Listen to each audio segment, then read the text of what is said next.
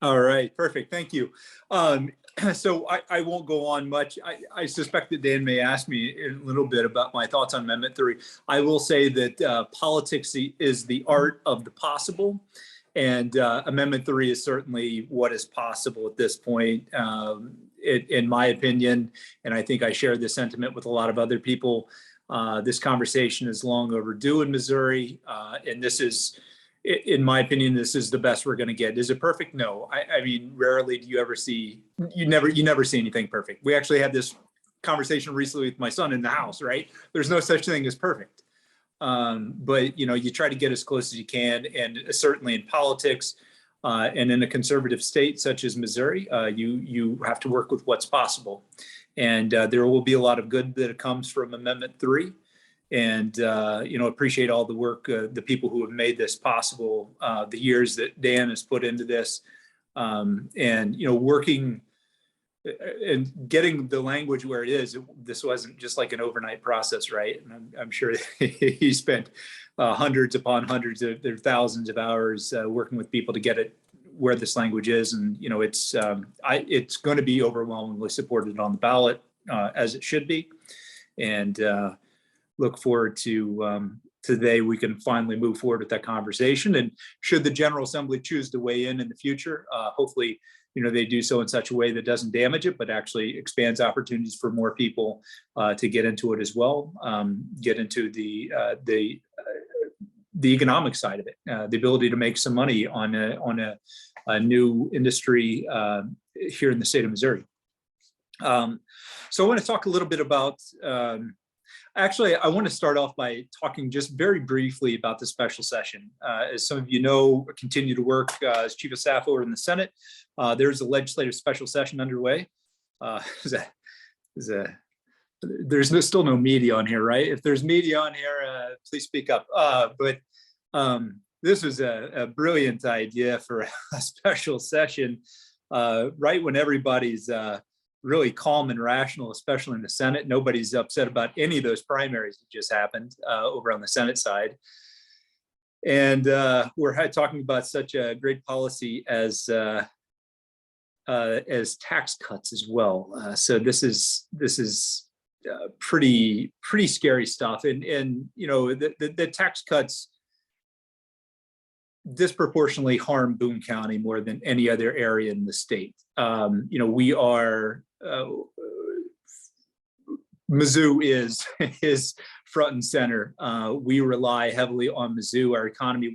We have a diversifying economy, no doubt, but the economics of the University of Missouri is very important to Boone County, and it will be. It's critical to the state of Missouri. But anytime we see a surplus, and it's very rare that we see a surplus, we finally see money in the coffers. I mean, I remember my time on the budget committee, we were, each and every year, the expenditures were outweighing or were growing faster than revenue growth.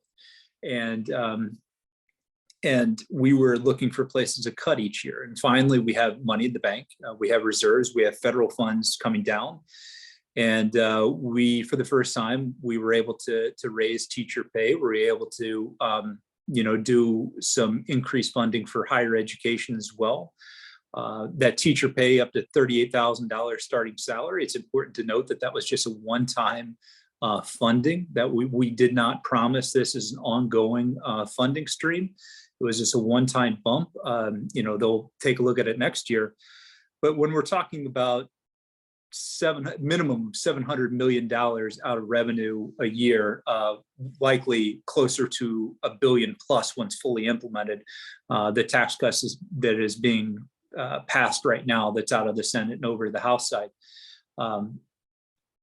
We can weather this for about 5 years. And, I'm not going to get into details of meetings, but I think people in higher places know that we can only weather this for about 5 years. And when pushed on it, they say, well, you can't really predict 5 years out. And that's such short-sighted thinking. And it's so frustrating to hear that kind of conversation coming out of people who are term limited and won't be in office in 5 years, when we will feel the impact of this lost revenue, where inflation is creating problems for governments as well, right? I mean, the cost of doing business is not going down, it's just increasing. And we finally have some revenue, and now we're going to go send $1 billion back a year in the form of tax cuts. And for the vast majority of us, the middle class, the lower middle class, the economically disadvantaged, we're going to see, $3, $10, $15 maybe per paycheck at most. The vast majority of this is going to go to your very top 1% earners in the form of tax cuts. And so, while those individuals should be paying their share of taxes, they're going to get a disproportionate cut. And then it's going to fall on the rest of us to have to figure out ways to bridge these gaps to fund these underfunded priorities that we have across the state. So it's just wildly frustrating. The other big portion of that special session is an agriculture tax cut, or agriculture tax credit bill. It's got a lot of good provisions in it, but that costs money too, and minimum $50 million a year out of the budget, minimum likely, $50 million a year in ag tax credits. I think I would support that if I were in the General Assembly. I would vote yes on that, but it's also something to keep in mind. The tax credits on top of the tax cuts are just adding to issues of bottom line, especially 5 years out, on where we'll be with revenue. But if you guys have questions, kind of what's going on, I'd be happy to talk more about that. But want to switch over and talk about the campaign real quick. I am having as much fun as any candidate can have running for office. And I say that in all honesty. It's a grind. It's something that, you announce for office, and that's pretty much like, well, this is all I'm going to think about day in and day out for the next year. And that's the case. And, I spend a lot of time each day thinking through, planning ahead. But mostly I spend a good amount of time each and every day out talking to voters, knocking on doors. I'm knocking, minimum of 5 days a week now. I try to do 6. Eventually I'm going to try to get up to 7 days a week on doors, and, at least minimum 3+ hours. I try to hit a minimum anymore of about 100 doors a day. It's hard to get much above 150 because that's a lot of time. But we have, I've got a great group of interns out working with me. I've got 15 of them right now. We interview 1 more on Monday, maybe 2 more on Monday. They're being paid. A lot of them are earning academic credit for this, but most importantly, they're bought in, and they're having fun. We get together at least once or twice a week to talk about the campaign, so that I can get them kind of bring them in behind the curtain, show them what's going on in other parts of the campaign. Primarily, I wanted to do this because I wanted just to see how many doors we could knock, but also, being involved in campaigns for the last, 8+ years of my own, and being engaged in other races in the past as well. There just aren't a lot of people running campaigns in Boone County anymore. And so my hope is that I have at least 3 or 4 interns getting a great experience, getting a great breadth of experience in how to run local races.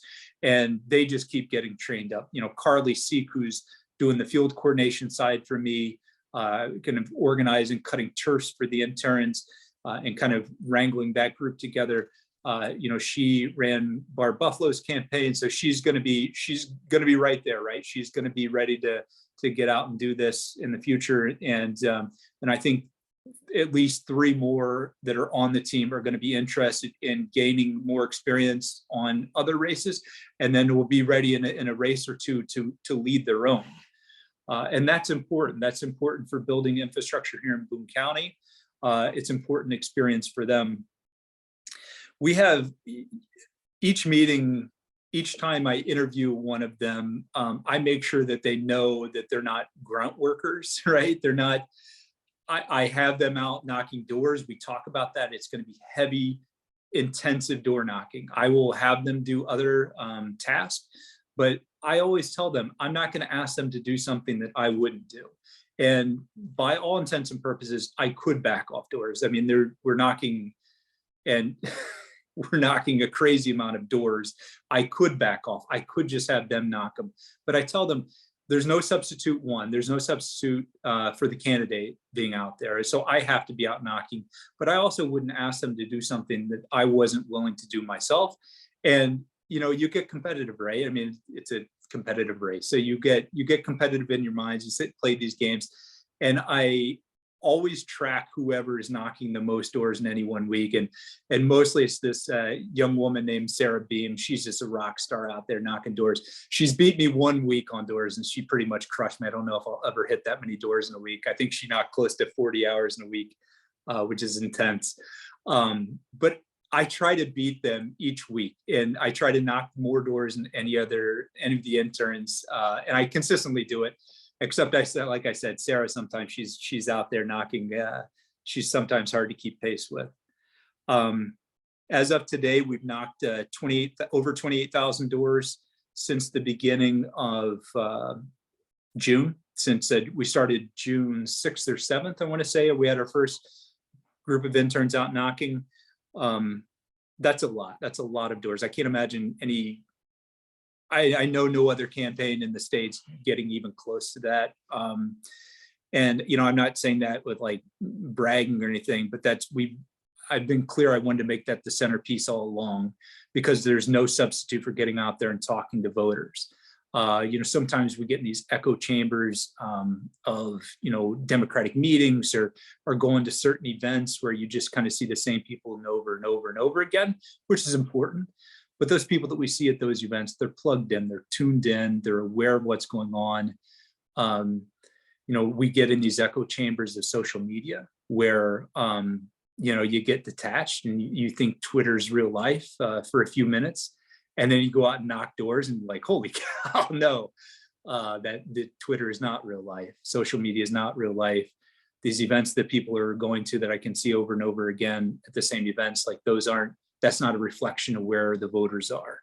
The voters are out there grinding each day at work, trying to raise a family, trying to make ends meet, keeping up with their own hectic schedule. It's hard for them to be engaged in much outside of their own, their own circle, their own obligations. And meeting with them at their door, you're vulnerable. I'm vulnerable. It's a vulnerable place to meet them, going on knocking someone's door, especially in an endemic stage of a fairly deadly virus a very deadly virus, right? That has become less deadly in recent months. You never know Pam. A couple of things. Alice found out this week for us that the Missourian is no longer sending reporters to us because we're too partisan. But they will watch the recording and they may call you and ask you questions. Oh, very good. Afterwards. Thank you. Kip said they're listening in, and I don't know what that means. Like Big Brother, they're listening in, but they did call Bob last week after he spoke. Good. I don't think I put my foot in my mouth. So yeah, I have a question. How do your people get academic credit? Oh yeah, that's a great question. So so several of them. That's the beauty still of, I still am somehow teaching a class at Columbia College, and so I know people there, and so some of them are earning political science credit through Columbia College, and then I believe 8 or 9 of them are receiving academic credit through the University of Missouri, the College of Arts and Science. They're receiving 3 hours minimum. Some of them are receiving 6 hours of academic credit as an elective course. They no longer allow, a little frustrated with it, but it is what it is. They no longer allow it to be a political science course because they say that the University of Missouri is concerned about the partisan nature of elections. I contend that being in politics, turns out campaigns are pretty important. This is a really good experience. Arguably, and I had interns my entire time in Jeff City. Arguably, I think this experience is just as beneficial as even being in the Capitol was. Completely different, right? Governing is much different from campaigning, but both are critical to politics. And so they don't earn poli-sci credit, but it certainly goes towards their degree as an elective credit through arts and science. They take a class, they're all enrolled pretty much in the same class. I think I have my own class at the University of Missouri. We do follow-up, we track their hours. They write papers for the course. We send, follow-up notes on their progress as well. So it's a great opportunity for them. They get paid. We pay them. They get academic credit. A lot of them are going to get recommendation letters from me for law school or graduate school.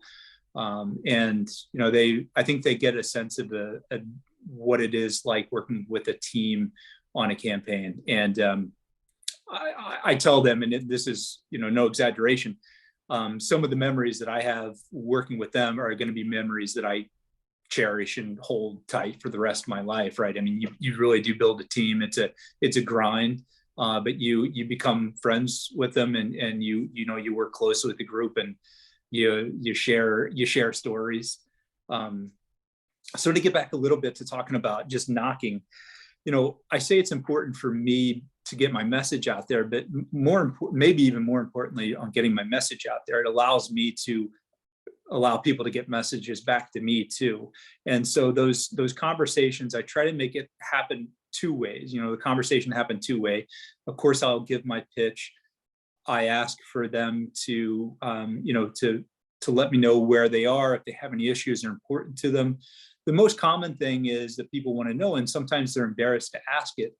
So anymore, I almost anticipate the question, and I answer, or I ask the question for them, is what does commissioner even do? What do commissioners even do? And I certainly don't put that on Dan or Justin or Janet or any of the current or former commissioners, but I do think we have an opportunity to kind of raise the profile and educate voters more on what the commission does, why it's important for them to vote in this race, how it impacts their lives, because we do see, as you're probably aware, we see a drop off as you go down the ballot. You get down the commission races or county level races, you see a drop off of around 3,000 to 5,000+ votes. And so the more we can educate voters on why it's important to go down the ballot, how we impact their lives, how we may impact their lives even more so in certain cases than congressional candidates, maybe we can keep that drop off from happening quite as much as what it does right now. The team, I always have them anticipate, and it's hard for me to anticipate too, just how grumpy some people are when you knock on their door and when you talk to them directly. Some people you're just going to have yell at you because they're having a bad day or they need to vent. It may have nothing to do with me. It certainly has nothing to do with the intern who's knocking on their door. They just catch them at a bad time. And so, we always talk about that, just that experience about what's happening at that door, and whether it's the best experience they've had, whether they got a yard sign placed, they got a commitment, maybe even got a contribution headed my way, or it's the worst one, right? They got screamed at, they get yelled at, and that door slammed in their face. Once that door shuts, it shuts. And I always preach that every time I talk to the interns. Once that door closes, it closes, and that door no longer matters. The most important door is the door we haven't knocked yet. It's that next one. It's always that next door. And we've knocked 28,000 doors, but that next door is more important than any of the 28,000 we knocked previously. And you have to have that mindset, because you get yelled at once or twice on a door and you just want to walk away, right? Like you just want to be like, I'm done for the day. But you can't let that discourage you. You can't let that get in your head. And you just got to let that, when that door closes, you just got to put it aside and figure out what that next conversation is going to be like. We're going to hit I made a public facing goal of 30,000 doors before the general election. And when you put a goal out there like that, you know that you can, you think fully that you can expect to beat that goal. I didn't expect that we'd beat the goal, and we did. We'll surpass 30,000 doors before October 1, I believe. And unless it rains a whole bunch this next week and we just can't hit doors, but we need the rain. Listen, if we get the rain and I can't hit 30,000, we can't hit 30,000, that's fine. But we're gonna smash 30,000. We'll probably hit closer. We'll probably surpass 40,000 doors before the election, and just proud of that. I feel like we're running a very well organized and campaign, something that I'm proud of. I've been looking forward to this experience. I've never really been opposed in this way, and I'm proud of the work we're doing. But more importantly, I'm proud of that it feels just so grassroots, right? Like I expected to have around, at best case scenario, I expected to have around 12 to 13 interns. Like I said, we are up to 15 now. I've had 3 more people reach out in the last week wanting to join the team because of word of mouth. And then when I tell them they get paid, they're like, what? I get paid to do this? And, it's just, this is a grassroots campaign. It continues to grow. And I really feel confident that what we're doing by hitting so many voters is going to positively impact turnout. And it's going to have an impact across other races as well. And I'm sorry, I know I've talked more about doors than anything else. I'm very obsessed with this. So I'm happy to open up for questions and talk about any other issues that you want. My wife, Sarah, she's positively through with me having stories about doors each and every night as well. Hi, Kip, we have some hands raised. If you want to just take a look at in the participant, and let's let you call on them. Oh, wow, it's up to me, huh? All right. If you like, or we can moderate either one. Kathy usually does this, but she's been having internet issues lately. The first one I scroll to is Sue and Herb. Okay.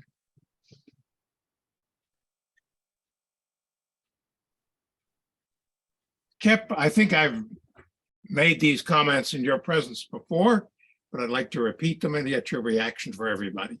Yep. Congratulations on making contact with this large a percentage of the county's population. There are 2 very good things that come from it. Number 1, too many people think of government in general, even county government, as remote. And that discourages their participation, either the expression of views or even voting. Number 2, you get he or she who goes to the people gets a handle on where the public is coming from, which no appointed official can match. And that's a good reason to have elected members of the county commission elected. Yeah, I mean, we have certainly changed up our messaging, and not in like a deceitful way, right? Like, these are things I believed in, but we've certainly tweaked messaging along the way based on what we're hearing back from voters, right? Like, if something's resonating with people, we've switched up our lit now once. We switched up we've switched up our canvassing questions 3 times based on kind of what the feedback we're hearing from people, what's important to them. And it certainly has impacted us. Probably, I've raised a decent amount of money in my race, and I'm happy with the money, the amount of funds that we have available to help get the message out in the last few months. But the most significant contribution I've received was a $2 contribution. And it came from a woman who lives in Columbia Housing Authority property. I knocked on her door on Alita Boulevard, I guess probably 3 weeks ago now. And she said that she's been living in what she called the projects, and she put in quotes too, but she's lived in the projects, quote unquote, for 20 plus years. And I'm the second candidate to ever knock on her door. And she votes in almost every election. And she immediately requested a yard sign and sent me a $2 contribution. And it was the most meaningful contribution because I knew, she's certainly in subsidized housing. She's on certainly a fixed income, and that meant a lot. And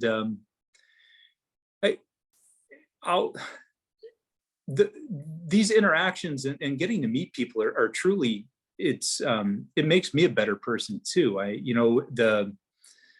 These conversations I have with people who are just surprised that, people are knocking on their door. Something else I didn't mention is that at the end of every night, this is very time intensive. I wouldn't necessarily recommend it for any other candidate.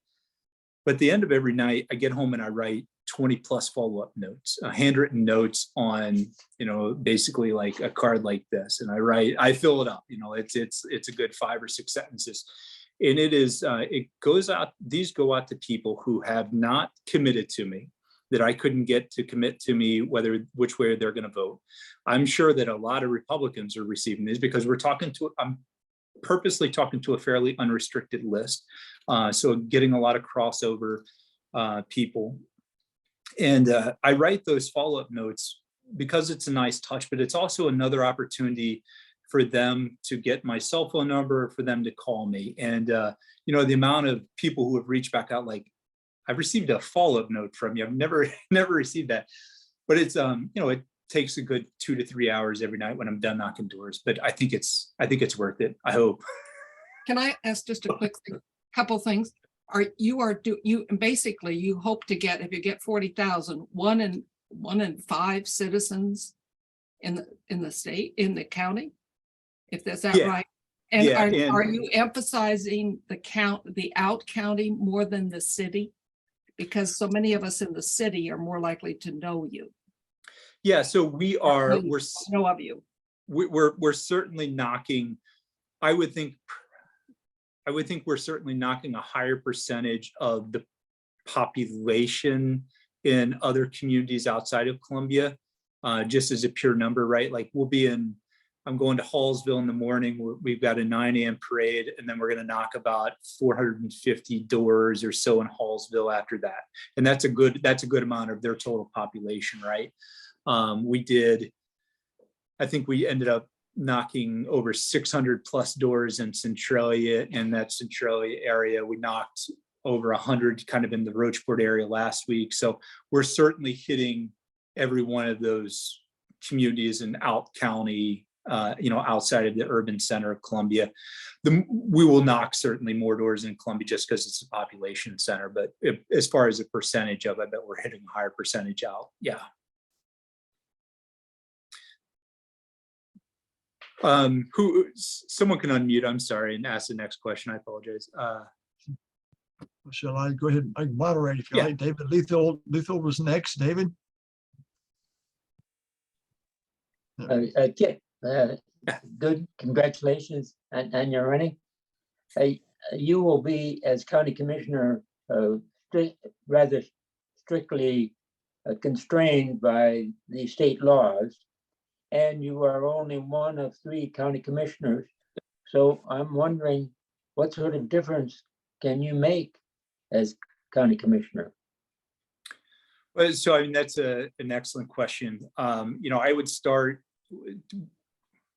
where I would typically go with that kind of a question. I would say, just the budgeting experience. I mean, losing June is going to be a tremendous blow. June Pitchford, who's been, the auditor now for almost 30 years. Auditor is the title, but truly is like a budget. It truly is a budget management position. She's been a budget manager. Coming in with a budgeting experience is going to be critical to helping shape a county budget that's reflective of our priorities, but then also in the short term, making sure that we can get those ARPA funds appropriately allocated, appropriated, and spent in a timely fashion before that clock runs out. Making sure that we can address the labor issues not just within Boone County, but within Boone County government. I mean, Boone County employees have not seen much of a pay increase in recent years.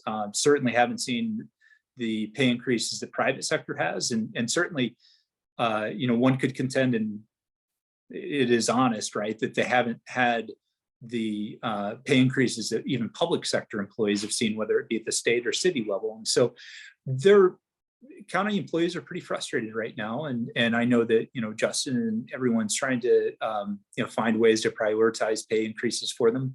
We're gonna have to find ways to do that on a multi-year level to retain employees, and then hopefully figure out a way to recruit and fill a lot of the vacancies. There are vacancies across the departments now that are going to impact the ability of the county to provide basic services. We're facing a snowplow shortage. Who knows how much snow we'll get this winter, but if we get a bunch, we're going to have the difficulty just clearing roads and providing some of those basic functions. There are a significant amount of challenges facing Boone County government that we're going to have to address, and there are no easy solutions for. One thing that you mentioned, being constrained by the General Assembly. I'm not running on this as a platform issue, but I suspect over the next decade, whether it's me in office or whoever is leading, as presiding commissioner with the other commissioners, I suspect Boone County is going to have, Boone County is going to have a conversation about whether or not we've outgrown the non-charter form of government, and do we need to have a conversation about how we, should we be a charter form of government? I hope that the General Assembly does not continue down their path of limiting local control and forcing that issue on us sooner rather than later, but they may. We've seen them make decisions over the last 6 to 8 years that have really limited local control and the ability of, really kind of jamming their priorities on us at the county level, right? I mean, so we're gonna that conversation will happen. I hope it happens naturally rather than a forced conversation. Good. All right, Alice, you got your hand up. Go ahead and unmute and ask. Okay. So Kip, I'm excited to hear you talk about canvassing. I used to do a lot of it in my youth. The question I wanted to ask, and it sounds like your canvassers have a few questions they ask people. Are you seeing the concern about the Dobbs Act that our big win in Kansas? Are you seeing that even in the rural areas? Do people bring that up to you? I'm just curious. But so we've seen it. I would say we've seen it less in the rural areas than we have inside of Columbia. We've certainly heard it in other communities. I see that if people are going to ask a position question, that is typically the first position question they ask me. It's like as a litmus test. Where do you stand on this? And many times it's often prefaced by saying, I know it doesn't matter in your race, or I know you won't impact it at the county level, but where do you stand on it? And, I've told all my interns, typically I don't have them speak for me a whole lot on very issue specific stuff. I have them hand over a business card and tell them to please call Kip, right? Because you get a little nervous when a bunch of people are out there talking for you. But I make it very clear that they speak on my behalf and say that I support women's healthcare decisions, rights to make their own decisions, and whether or not I'm elected or remain a private citizen, I will remain very much pro-choice and am alarmed by this decision. It was certainly coming up a lot shortly after the wake of Dobbs, but it still comes up pretty much every day to every other day. At least for me on doors, someone will ask as a litmus test. And I don't blame anyone for asking. I assume that question is going to come up at forums with the understanding that we have no control over that, but people want to know, and especially women want to know, and people deserve to know, in my opinion. Yeah, absolutely. But I also think we are hoping, as Democrats at least, that this is going to influence turnout in this election, which could make a lot of difference in some of our trying to flip seats in Boone County as well as around the state. Okay, thank you. Yeah, you're welcome. All right, Roger Johnson, I have his hand up. Go ahead, Roger. I'll let you unmute. Go ahead. Hi, Kip. I just want to say I appreciate your hard work, and my question was if you got a feel for things in the community that the voters are concerned about that you've seen in your canvassing. Yeah, thank you. So I think primarily the two issues that tend to come up outside of Dobbs, right? Outside of things or outside of Boone County control. I think a lot of it comes back to people being very concerned just kind of where we are with uncertainty related to labor shortage and affordable housing. Those issues just come up, and we earmark those as kind of two of the top priorities. And I always preface those conversations by saying, hey, government isn't the answer for how do we correct a labor shortage, or how do we address affordable housing, but we have to have a seat at the table. And Boone County government, the city of Columbia, every level of government, all the way to national, federal government, has to be involved in these conversations with the private sector, with other public sector entities, on how we're going to address this. Boone County, I think we all expect to continue to grow population-wise.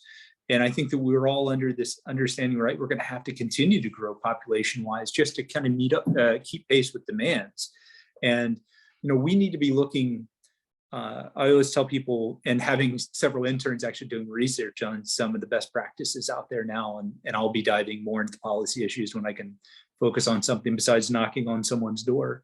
We need to look at some of those best practices, what other communities have done, because places out east or out west certainly have seen affordable housing issues for a decade plus now, right? These aren't new issues for them. It's not necessarily a new issue for Missouri, but it's becoming more pronounced here in Boone County. And as we continue to grow population, we'll continue to see more pressure placed on affordable housing, both home ownership and the rental side of things as well. We've seen rents really skyrocket over the last year and a half to last few years. And I think people are very concerned about this future generation coming up, like the amount of cans that we've kicked down the road for them is pretty alarming. And those are two big issues. The labor issue isn't going away anytime soon. We're going to continue to see a tight labor market for the next decade plus as well. So. All right, thank you, Kip. The next question is from Alan Mary Jo Tacker. Go ahead. I just wondered, aside from those two issues, what is the major thing that you think you'll be focusing on or are concerned about as you move into this office? Immediately, it will be, one of the most immediate things is, I think, early on, just moving the conversation on the ARPA funds, trying to anticipate what some of the bipartisan infrastructure law, as that funding, as those regulations start to be adopted by Treasury, and that money starts to flow out, try to figure out how we best leverage those one-time federal dollars in order to really boost Boone County economically, address issues that what's the best use of that one-time funding that is not going to create this ongoing funding burden for us, but maybe actually take off some of that off the plate for down the road. I've had conversations with Justin. I know he's passionate about broadband issue. I think that some places here in Columbia, right, talk about the lack of adequate internet service, and then you get outside of Columbia, and closer you get to the river in particular, where it's just geographically you see a lot of areas just don't have adequate internet services, and that's not acceptable for anywhere. But for Boone County, we have to prioritize that. And I think we're going to have to look inward too, within Boone County government, trying to figure out ways to stabilize the workforce, fill job vacancies, make some meaningful benefit or pay adjustments that are going to keep people there. Also understanding too that we have an aging workforce in Boone County government. We're going to continue to see people retiring, and figuring out ways to bring in new, younger employee. I shouldn't say younger, but bring in newer workforce that are going to be able to fill some of these massive holes that are left with leaving institutional knowledge. This is I sometimes get pretty nervous when I think about actually serving in this seat, because there's just so much institutional knowledge that has left or that is leaving, that it's going to be a lot of pressure, and there's going to be some uneasy times in the near future for Boone County government. It's like, how do you anticipate this, and how do you make sure that you can steady the ship moving forward, and get us steering in the right direction, that we can continue to to be a well-functioning county government.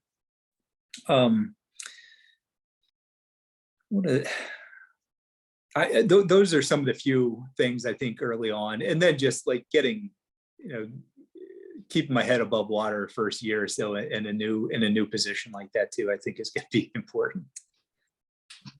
All right, thank you, Kip. We have one more question, and that's about all the time we have before we cut to business. I'm hoping we can come back afterwards. Hope the business won't take long. But Sue and Herb have their hand raised again, so I'll let you all go ahead and ask your other question.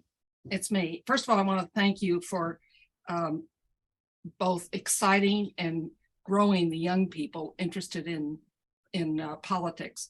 And I know also that Truman State has often had interns down in the legislature.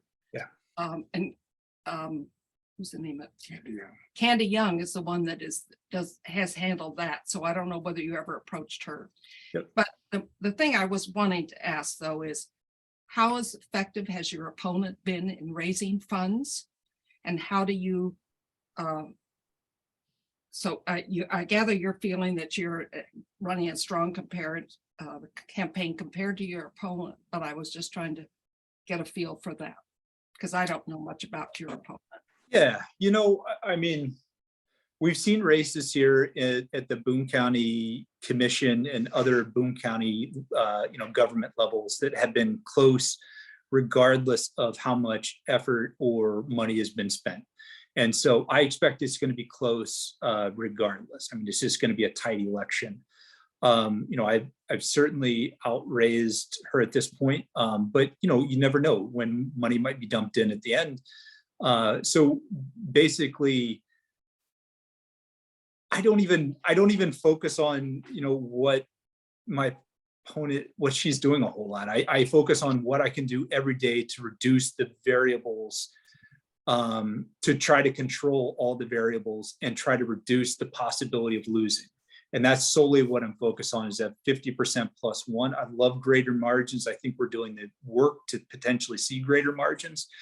But I'm not even, like, people ask us, like, what's she doing? It's like, I don't know. I can tell you what I'm doing. I'm knocking doors, knocking the hell out of doors. I'm writing a lot of follow-up notes. I'm raising a good amount of money. We're up on radio. We've got a great mail plan, great amount of mail that's going to hit the doors here pretty soon. And these door knocks, they're targeted. Like, I'm sorry about the very strong Democratic down ballot voters. You're probably not going to get knocked on, right? Like, we're not going to knock on your door because it's probably a waste of our time.